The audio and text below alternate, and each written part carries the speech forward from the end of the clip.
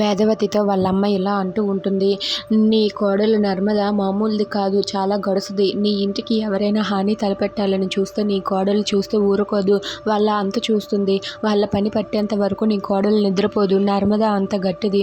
నర్మద నీ ఇంటి కోడలు అవడం నీ అదృష్టం అని చెప్పి అంటూ ఉంటుంది. అది వినగానే వేదవతి అయితే అవును, నా కోడలు చాలా మంచిది. నా రెండో కోడలు ఎంత ధైర్యవంతురాలో అంత తెలివైనది కూడా అని చెప్పి అంటుంది. ఇంతలో అక్కడ ఉన్న నర్మద అలాగే ప్రేమ వాళ్ళిద్దరూ కూడా వల్లి వాళ్ళ భాగ్యలక్ష్మి వల్ల డీటెయిల్స్ అన్నీ కనుక్కోవడానికి వెళ్తారు. ఇక వాళ్ళు అప్పట్లో ఉన్న ఇంటి దగ్గరికి అయితే వెళ్తారు. ఇక ఆ బంగ్లాకి అయితే తాళం వేసి ఉంటుంది. ఇక ఆ బంగ్లాకి తాళం వేసి ఫోన్ నెంబర్ రాసి ఉంటుంది. ఇక వెంటనే నర్మద ఆ ఫోన్ నెంబర్కి కాల్ చేయగానే ఏంటి చెప్పండి అని చెప్పి అతను అంటారు. ఏంటండి ఈ నెంబర్ మీద భాగ్యలక్ష్మి గారు కదండి ఈ ఇల్లు అని చెప్పి అంటారు. లేదమ్మా, మేము అప్పుడప్పుడు ఆ ఇంటిని రెంట్కి ఇస్తూ ఉంటాము. ఆవిడ మొన్న ఏదో పెళ్ళి అని చెప్పి ఈ ఇంటిని రెంట్కి తీసుకున్నది. మాకు 30,000 ఎగ్గొట్టింది కూడా. ఆవిడ చాలా పిసినారిదమ్మ. మా ఇల్లు అద్దెకి తీసుకొని ఇందులో ఉండి 30,000 ఎగ్గొట్టి వెళ్ళిపోయింది అని చెప్పి అంటూ ఉంటాడు. ఇక మాట వినగానే ప్రేమ నర్మద వాళ్ళిద్దరూ కూడా ఒక్కసారిగా షాక్ అయిపోతారు. ఏంటండి ఈ బంగ్లా ఆవిడది కాదా అని చెప్పి అంటూ ఉంటుంది. నోర్మయ్యమ్మ, ఆవిడదంటావేంటి, నాది. నేను అప్పుడప్పుడు రెంట్కి ఇస్తూ ఉంటాను. వాళ్ళు పెళ్లి రోజులు పెళ్ళి అయిన కొద్ది రోజులు అక్కడ ఉండి రెంట్ ఎగ్గొట్టి వెళ్ళిపోయారని చెబుతున్నానా అని చెప్పి అంటాడు.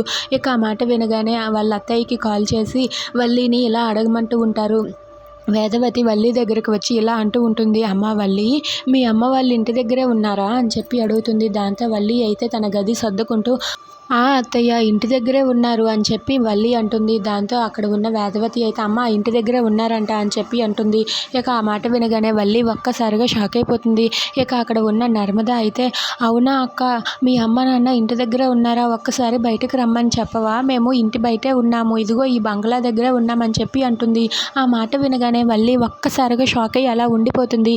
ఇక అక్కడ ఉన్న నర్మద అయితే వల్లి అక్క ఏంటి నిన్నే అడిగేది, మీ అమ్మ మీ నాన్నని బయటకు రమ్మని అక్క అని చెప్పి అంటూ ఉంటుంది.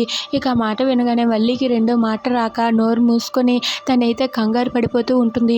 ఇక అక్కడ ఉన్న నర్మద అయితే ఏంటక్క మాటలు రావటం లేదా, మీ అమ్మ వాళ్ళ ఇంటి దగ్గరే కదా ఉన్నారు, మీది ఈ బంగ్లానే కదా, రా అక్క అని చెప్పి అంటూ ఉంటుంది. రమ్మనక్క మీ అమ్మ నాన్నని అని చెప్పి నర్మద అంటూ ఉంటుంది.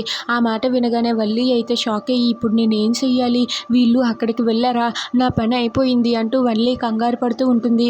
ఇక ప్రేమ నర్మద అయితే ఇప్పుడు ఇది ఏం చేసి తప్పించుకుంటుందో చూద్దాం అని చెప్పి వాళ్ళైతే అక్కడే అలా నిలబడి ఉంటారు.